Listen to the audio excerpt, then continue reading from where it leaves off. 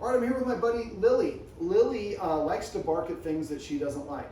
And so in this video, we're gonna go over what I like to call click for looks. This is basically a counter conditioning desensitization exercise. What we're gonna do is I'm gonna be using a clicker for this, as well as some high value treats that I know that Lily really likes. Yes. So I shouldn't have done that. Click or yes are the same thing. So if you're gonna use a clicker, make sure you load the clicker first. If you don't know how to do that, find a video on loading the clicker. It's really easy, but you need to make the classically conditioned response first. Her mom is going to help us out by walking right off here. You gotta stay in the shot. And so basically what I ask her mom to do is I'm gonna ask her mom just to walk to the door. Now I usually like to ask a dog to sit. And I use the sit because a sit tells me the dog's comfortable. So if the dog will not sit the first time you ask it, or if it will not take a treat that you know that it likes to take, that's Lily's way of saying this is overwhelming for me. In order for this exercise to work, Lily has to be comfortable. All right, so I'm gonna have Lily sit. I'm gonna have her mom walk to the door and then walk back. And do that again. And then back. So I'm clicking for her looking at her mom. Now, movement is going to attract attention, but we can do this at a playground. I'll talk about this in a minute. Go ahead and walk again. Now, I'm doing not the best mechanics here. I'm holding all these little treats in my hand. I don't want to hold the treats here because that's, as you saw, she was kind of locked in. Do this one more time. Now, what is Lily doing? She's looking at her mom, and she has no problems with her mom. That was a late click there. But all she has to do is look at the boogeyman. In this case, she doesn't have a problem with her mom. We're just using her mom as a demonstration. So one of the things Lily doesn't like is children. Children are usually trouble. No, but children are often loud and they move unpredictably. So one of the things you could do is go to like a playground. Find a distance that Lily will sit at. Now, that's my test. Will Lily sit and take a treat? Sit. Then she's saying, I'm comfortable. She won't sit, only ask once. If she won't sit, walk 5 feet away, ask for her to sit again. She won't sit, 5 feet away. Keep moving away until you find whatever distance, and there's no wrong distance. When you find whatever the distance is, then we try to get Lily kind of looking in that direction. And let's say that mom's gonna just wave when Lily looks up at me. Just wave. So Lily is looking away from me towards whatever the kids or the waiter or whatever it is. And when she does, I click to say, I like you looking at that thing. And after enough repetitions, what will happen is Lily will start to look, well, she's already doing it, but in order to get the treat, sit, go ahead and wave again. Other arm. So what is she doing? She's disengaging. She's looking away from it. And at first what we do is we click, go ahead and wave again, up. You're giving up. She's like, you're not giving me the treats fast enough. Wave.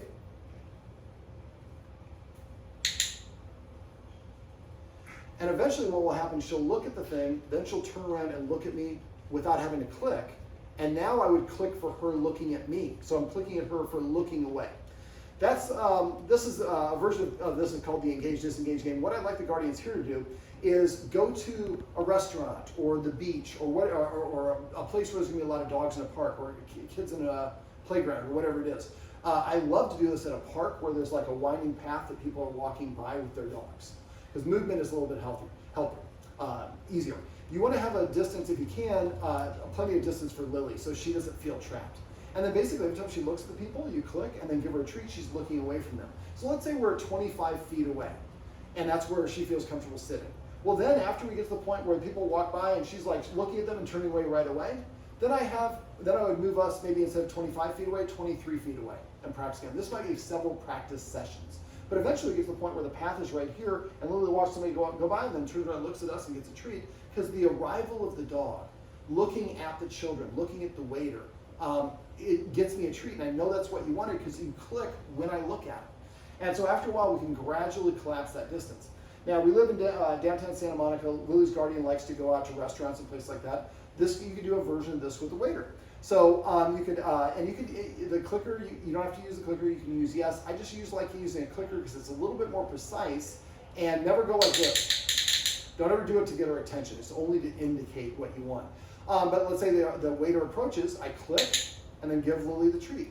If Lily freaks out when the waiter comes, I might actually have one of these treats smashed down and the waiter comes up, I'm holding the smashed pancake version of it here, and she's nibbling on it as the waiter walks up. I'm trying to create a positive association. So when the waiter is walking up, I'm getting to nibble on this juicy treat.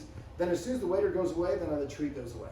So the treat is only coming when the waiter is arriving or there. When the waiter goes away, the treat disappears. Now, a couple things. For the waiter, I talked about this off camera, but front facing is confrontational. Sideways for dogs is more approachable. This position I'm in is a lot more approachable. Lily, let's demonstrate real quick. So when most people pet Lily, they're going to do this. And see how she moved away? She's just saying, I don't feel comfortable. And I'm only on my knees. If I'm standing, I'm a lot taller, a lot more dominating and intimidating. So if you can, if somebody wants to meet Millie, you would like Millie to meet somebody. Millie. I called you Millie. Hold out your hand to the side like this and a flat palm and watch. I'm not going to move my hand. She's going to go back to my hand. This is the part where you go back to my hand.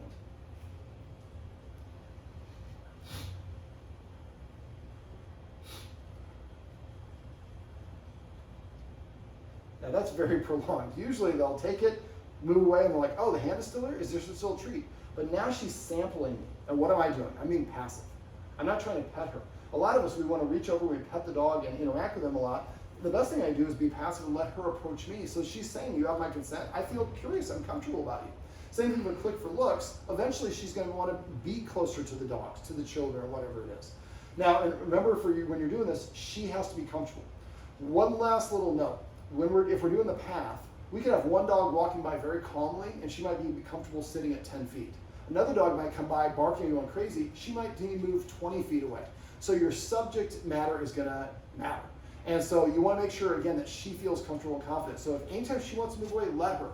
That's what we want. I'd rather have you move away from something rather than barking at her, lunging at her, snapping at her. But the click for look is great because it allows the dog to interact with them just by a look.